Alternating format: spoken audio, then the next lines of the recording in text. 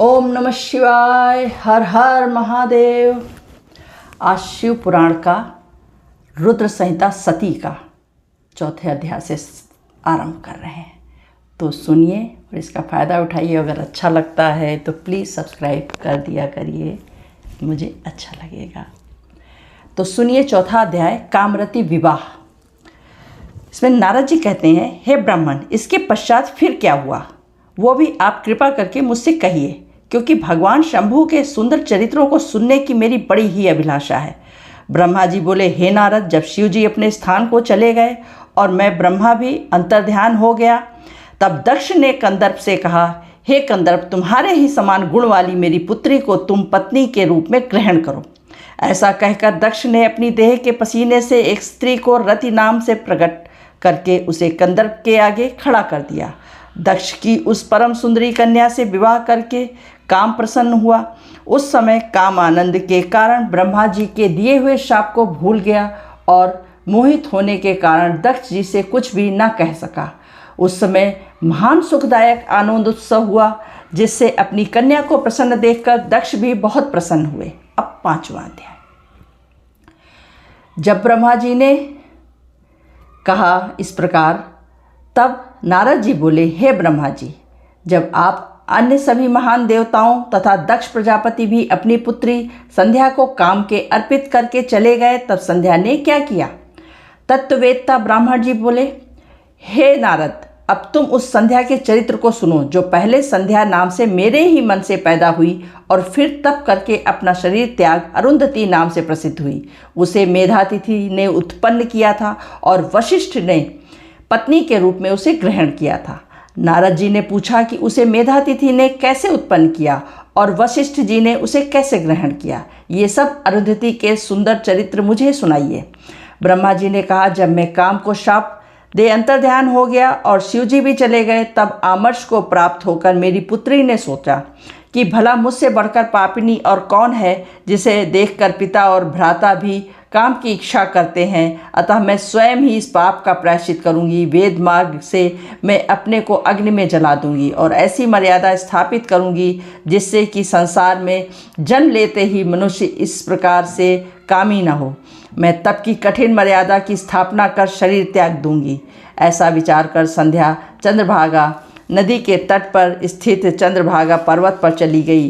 तब मैं अपनी पुत्री को श्रेष्ठ पर्वत की तपस्या के लिए गई हुई जानकर अपने संयमात्मक पुत्र वशिष्ठ से बोला, हे पुत्र वशिष्ठ, तप के लिए गई हुई पुत्री तपस्विनी संध्या को तुम जाकर भली प्रकार दीक्षा दो। संध्या चंद्रभाग पर्वत के लाल सरोवर के निकट बैठी हुई थी। उसके पास पहुंचकर वशिष्ठ जी ने आदरपूर्वक पूछा, हे भद्रे, तुम किसकी कन्या हो और इस सरोवर पर क्या करने आई हो? यदि वो छिपाने योग्य न हो तो मैं सुनना चाहता हूँ। वशिष्ठ जी को देखकर संध्या ने प्रणाम किया और कहा, मैं इस निर्जन पर्वत पर तप करने आई हूँ। यदि आप योग्य समझें तो मुझे उपदेश करें। वशिष्ठ जी ने फिर कुछ नहीं पूछा, क्योंकि वे सब कुछ जानते थे। तब संध्या ने वशिष्ठ जी से भक्त वत्सल शिव जी का स्मरण कर कहा, अच्छा, तो तुम अब परम आराध्य शिव जी को धारण कर उन्हीं का भजन करो। इससे तुम्हारे सभी मनोरथ को पूर्ति होगी। ओम नमः शंकराय ओम अंत में लगाकर मौन होकर तप करो और मैं कहता हूँ उसके अनुसार मौन होकर स्नान तथा शिव जी का पूजन करो। केवल जल का आहार और कुछ नहीं। निसंदेह तुम्हारी तपस्या पूर्ण फलदायक होगी। शिव जी तुम्हारे मनोरथों को शीघ्र ही पूर्ण करेंगे। वशिष्ठ जी ने वहाँ बैठकर संध्या को तप की सभी क्रियाएं बतलाईं और फिर वहाँ से अंतर्ध्यान हो गए। अब छठवां अध्याय, शिव जी का वरदान।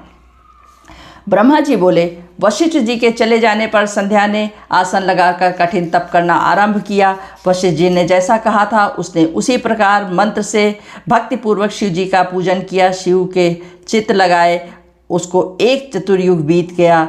तब शिव जी ने आकाश में स्थिर होकर उसे अपना प्रत्यक्ष दर्शन दिया, तो संध्या ने मुग्ध होकर आश्चर्य से नेत्र बंद कर लिए। शिव जी ने उसके हृदय में प्रवेश कर उसे ज्ञान और दिव्य वाणी तथा दिव्य नेत्र दिए।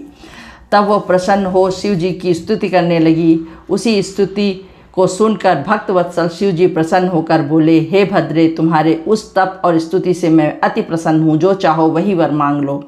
तब महेश को बार बार प्रणाम कर प्रसन्न हो संध्या बोली, हे भगवान, यदि आप मुझको वर देने योग्य समझते हैं और यदि मैं अपने पूर्व पापों से शुद्ध हो गई हूँ तो हे महेश्वर, हे देवेश, आप मुझे यही वरदान दीजिए कि संसार में प्राणी उत्पन्न होते ही तुरंत कामी न हो जाए। और दूसरा वरदान यह दीजिए कि यदि मैं तीनों लोकों में विख्यात और व्रत वाली हूँ तो मेरे समान दूसरी न होवे। यदि मेरी फिर सृष्टि होवे तो वही कहीं कामी होकर न गिरे। और हे नाथ, जो मेरा पति होवे वो अत्यंत कामी न हो, मित्र के समान हो तथा मुझे जो काम भाव से देखे वो नष्ट और नपुंसक हो जावे। तब शिव जी ने एवं मस्तु कहकर संध्या से कहा, हे भद्रे, अब से मैं मनुष्य के 4 आयु किए देता हूँ, शैशव, कुमार, यौवन और वृद्ध। जब प्राणी तीसरी अवस्था को प्राप्त हो तब कामी हो और किसी दूसरी अवस्था के अंत में सकाम न हो।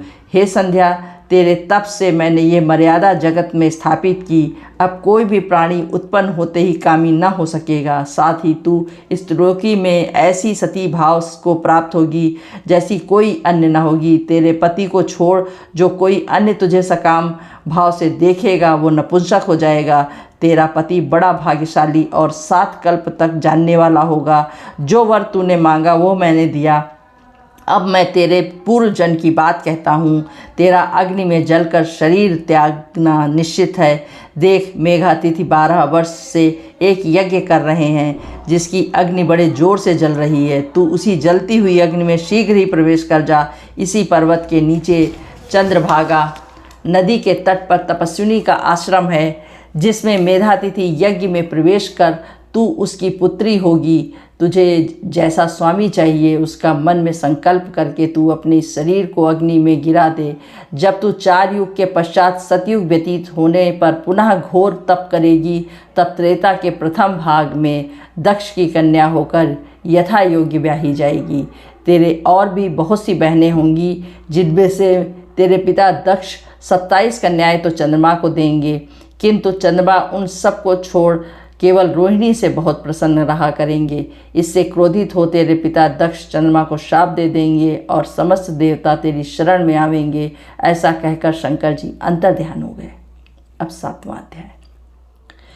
ब्रह्मा जी बोले, हे नारद जी, जब संध्या वहाँ से उठकर मेधातिथि के यज्ञ में पहुँची परंतु वहाँ उसे किसी ने न देखा, तब वो अपनी उपदेष्टा ब्रह्मचारी वशिष्ठ जी का स्मरण कर उन्हें ही अपना पति स्वीकार कर यज्ञ में बढ़ी हुई अग्नि में कूद पड़ी।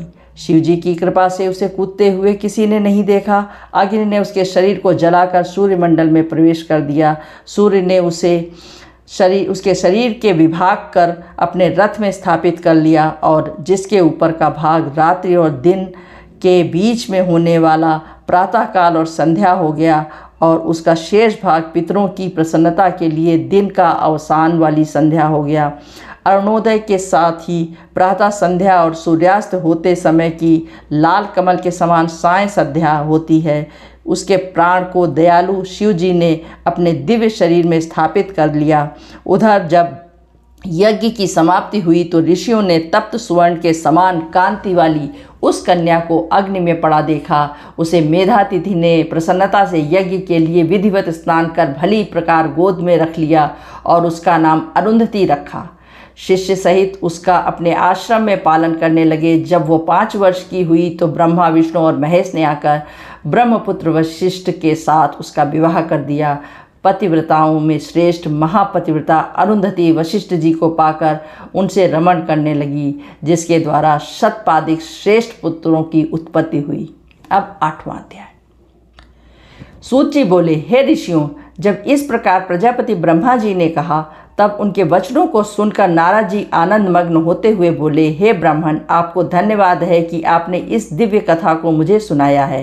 हे धर्मज्ञ, आप मुझे ये बतलाइए कि इसके आगे संध्या ने और क्या तप किया। सूत जी बोले, जब इस प्रकार नारद जी ने ब्रह्मा जी से पूछा तो उन्होंने कहा कि हे विपेंद्र, जब संध्या को देखने मात्र से शिव जी ने मुझ सृष्टिकर्ता को बहुत फटकारा था, तभी से मैं शिव की माया से मोहित हो उसे ईर्ष्या करने लगा और इस चिंतन में लगा कि इसी के विकार में इन्हें आबद्ध करूं। तब रति और मदन को देखकर मैं थोड़ा मदयुक्त हुआ।